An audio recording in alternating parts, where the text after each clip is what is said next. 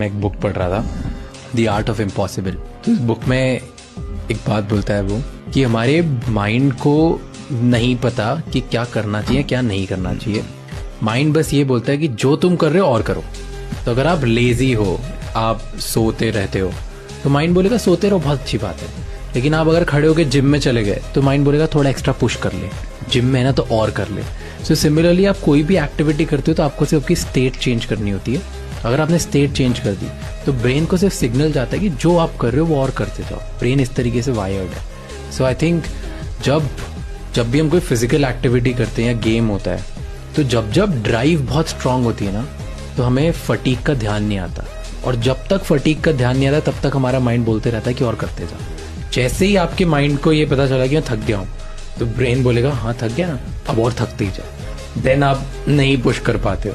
सो मुझे काफ़ी अच्छी चीज़ लगी थी ये।